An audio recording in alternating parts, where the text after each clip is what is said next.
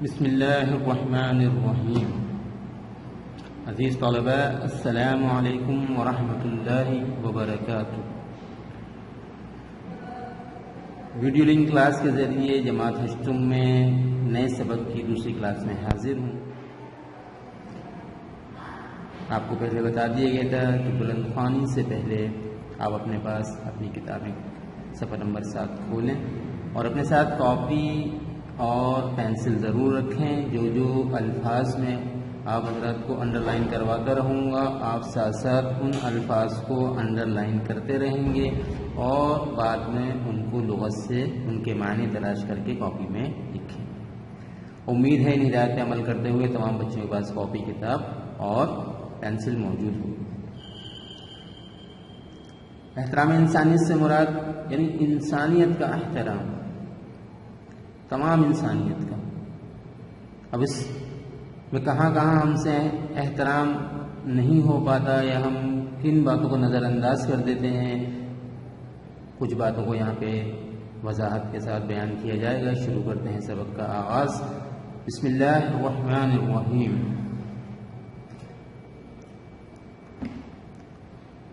انسان اشرف المخلوقات ہے۔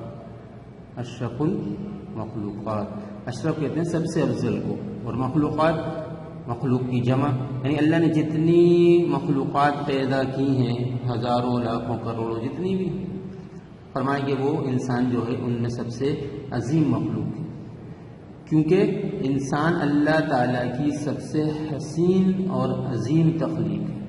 یعنی اللہ نے جن مخلوقات کو پیدا فرمایا ہے ان میں انسان سب سے حسین، یعنی ان ساری مخلوقات سب سے خوبصورت بھی ہے اور عظیم مرتبے والا بھی۔ اللہ نے اس کو بلند مرتبہ عطا فرمایا تمام مخلوقات کو اس کے اوپر۔ اللہ تعالیٰ نے انسان کو عقل سلیم کے علاوہ بھی بہت سی اعلیٰ صفات عطا کی ہیں۔ عقل سلیم یعنی مکمل عقل، مکمل ذہانت۔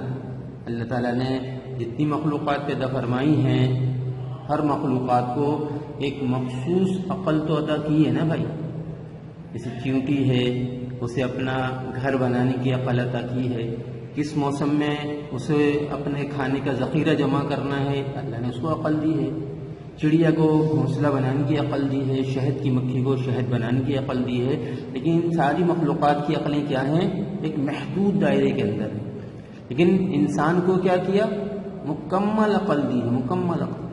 وہ اپنا فائدہ، دوسروں کا فائدہ، اپنا نقصان، دوسروں کا نقصان سوچ سکتا ہے، سمجھ سکتا ہے اور ان کے بارے میں بہتر فیصلہ کر کے بہتر کارنامے انجام دے سکتا ہے۔ ہم جب انسانوں کے کارنامے دیکھتے ہیں تو بعض اوقات عقل دنگ رہ جاتی ہے کہ دیکھو بھائی انسان نے کس طرح کی دنیا کے اندر کیسی ترقی کر لی، کیسے بڑے بڑے گھر بنا لیے، کیا کچھ نہیں بنا لیا۔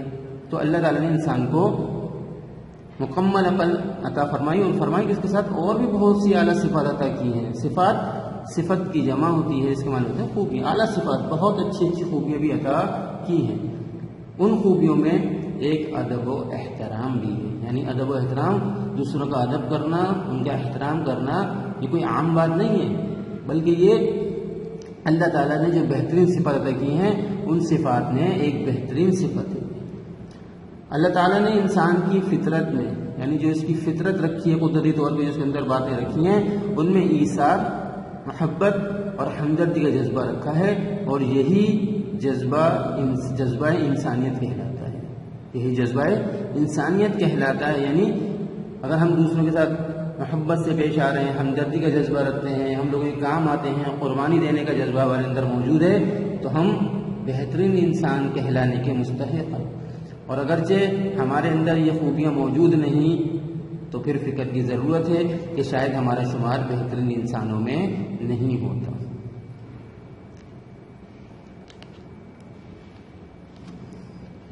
پھر فرماتے ہیں کہ احترام انسانیت سے مراد یہ ہے کہ ہر انسان دوسرے انسان کا بلا تفریق یعنی بغیر فرق کے، اور کس چیز کا فرق؟ فرمائیں بلا تفریق رنگ و نسل اور بلا امتیاز مذہب و ملت احترام کرے۔ ملت کہتے ہیں قوم کو امتیاز کے معنی بھی فرق ہوتے ہیں، بلا امتیاز، یعنی کوئی تفریق نہ کرے، کوئی فرق نہ کرے لوگوں کا احترام کرنے میں، اور نہ ان کا مذہب دیکھے، نہ ان کی قوم دیکھے، نہ رنگ دیکھے، نہ خاندان دیکھے، بس دیکھے اگر وہ انسان ہے تو پھر انسان کا احترام ہم پہ لازم ہے۔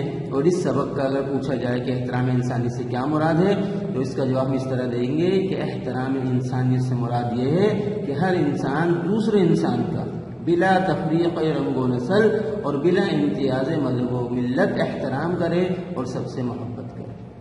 یہ احترام انسانیت کا مفہوم ہے یہاں سے یہاں۔ پھر آگے فرماتے ہیں کیونکہ اللہ تعالیٰ نے انسان کو مخلوق سے محبت اور ان کی خدمت کرنے کے لیے پیدا کیا ہے۔ یہ بھی عجیب بات فرمائی کہ اللہ تعالیٰ نے انسان کو پیدا اس لیے کیا کہ وہ دوسرے انسانوں سے محبت کرے اور ان کے کام آئے، ان کی خدمت کرے، اور فرمایا کہ بنیادی حقوق کے اعتبار سے تمام انسان برابر ہیں۔ بنیادی حقوق یعنی ایک معاشرے میں آزاد رہنا ہر انسان کا حق ہے، تعلیم حاصل کرنا ہر انسان کا حق ہے، صحت مند زندگی گزارنا ہر ایک انسان کا حق ہے، روزگار اس کو ملنا ہر انسان کا حق ہے۔ تو یہ جو بنیادی حقوق ہیں فرمایا کہ اس اعتبار سے تمام انسان برابر ہیں، کوئی فرق نہیں ہے۔ اگر مسلمان کی حکومت ہے تو مسلمانوں کی حکومت کافروں کو بھی یہ تمام حقوق عطا کرے گی، اور اگر نہیں کرتی تو پھر وہ کہنا چاہیے کہ اس سے جواب لیا جائے گا، اس کو جواب دینا ہوگا کہ انہوں نے ان کے حقوق ادا کیوں نہ کیے۔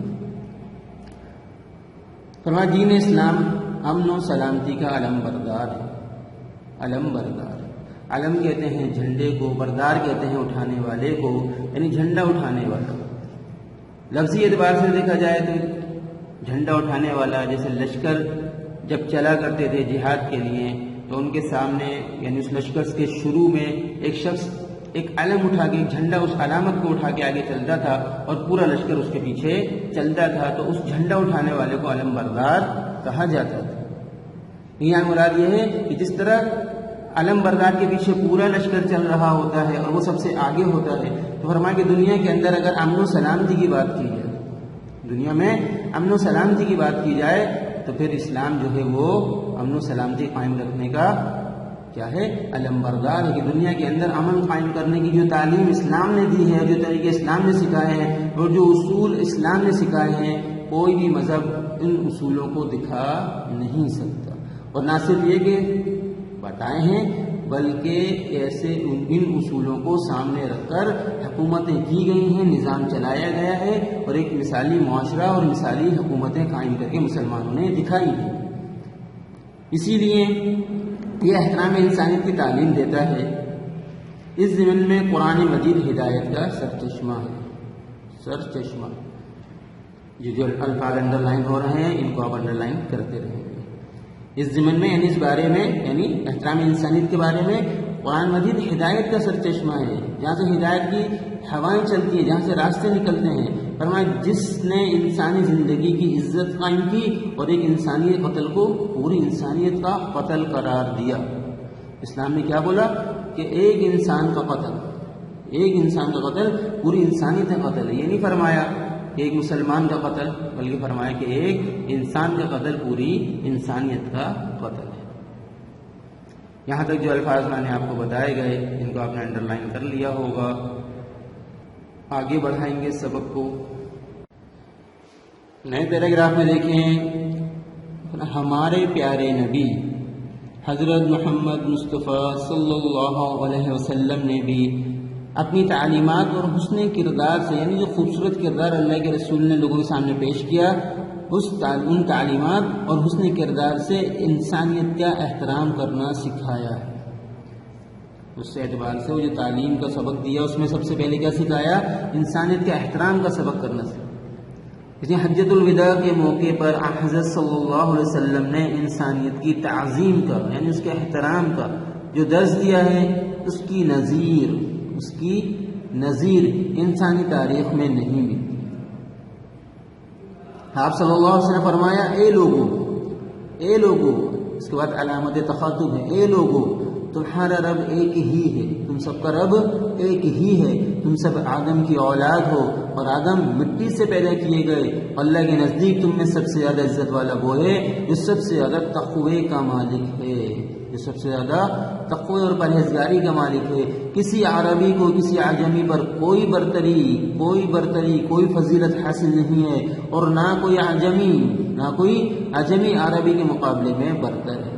عجمی کہتے ہیں غیر عرب کو، عجمی غیر عرب کو، اور ایک معنی میں اس کے گونگا بھی آتا ہے، لیکن یہاں پہ مراد یعنی عرب سے چاہے تعلق ہو چاہے غیر عرب سے تعلق ہو، کوئی گورا ہو یا کالا ہو، کوئی امیر ہو یا غریب ہو، فرمایا کسی بھی بنیاد پہ کسی کو کوئی فضیلت حاصل نہیں ہے الا یہ کہ وہ تقوی کا زیادہ مالک ہے. جو زیادہ تقوی کا مالک ہے اللہ کے نزدیک وہی زیادہ پسندیدہ انسان ہے. بات سمجھ میں آتی ہے کہ ہم اپنے حسن پہ، اپنی خوبصورتی پہ، اپنے مال پہ، اپنے عہدوں پہ فخر نہ کریں، ہم اپنے قبیلوں پہ، اپنی قومیت پہ فخر نہ کریں. اللہ کے نزدیک کوئی بڑے سے بڑا سردار، کوئی بڑے سے بڑا امیر، کوئی بڑے سے بڑا حسین، کسی بھی اعتبار سے بڑا انسان کوئی بڑا انسان نہیں ہے. اللہ کے نزدیک تو وہ زیادہ عظیم ہے جو زیادہ تقوی کا مالک ہے. ہم دیکھتے ہیں نا کہ ابو لہب کے بارے میں تو قرآن کے اندر پوری سورت اتر جاتی ہے کہ ہاتھ ٹوٹ جائیں ابو لہب کے. اور حضرت بلال رضی اللہ تعالیٰ عنہ کو کیا فضیلت حاصل ہے، کہاں کہاں ان کے فضائل بیان کیے گئے ہیں، کس طرح اللہ تعالیٰ نے ان کو اپنے مقرب بندوں میں شمار کیا. جس طرح آپ صلی اللہ علیہ وسلم جنت میں تشریف لے کے جاتے ہیں تو جنت میں قدموں کی آوازیں سنائی دی جاتی ہیں. تو پتہ چلے جب کہ دیکھا جائے تو حضرت بلال رضی اللہ تعالیٰ عنہ ایک کالے سیاہ حبشی غلام ہے، کوئی سرداری نہیں ہے، کوئی خوبصورتی نہیں ہے ظاہری اعتبار سے، اور نہ ہی کوئی ایسے مال و دولت ہے، لیکن تقوی اختیار کیا. اللہ نے آسمانوں پہ ان کی چلنے کی قدموں کی آوازیں اللہ کے رسول کو سنیں. تو ہم بھی اپنے اندر تقوی کو پیدا کریں، پرہیزگاری کو پیدا کریں. یہاں تک اس سبق کا اختتام، آج کے سبق کا اختتام کرتے ہیں. نئے تدریس کے ساتھ نئی ویڈیو میں حاضر ہوں گے. آج کا یہ کام ہے کہ جو الفاظ آپ کو انڈر لائن کروائے گئے ہیں ان کے معنی لغت سے دیکھ کے کاپی میں لکھ لیں گے. جب تک نئی تدریس کا آغاز ہوتا ہے اگلی کلاس تک کے لیے اجازت چاہوں گا. السلام علیکم ورحمۃ اللہ وبرکاتہ.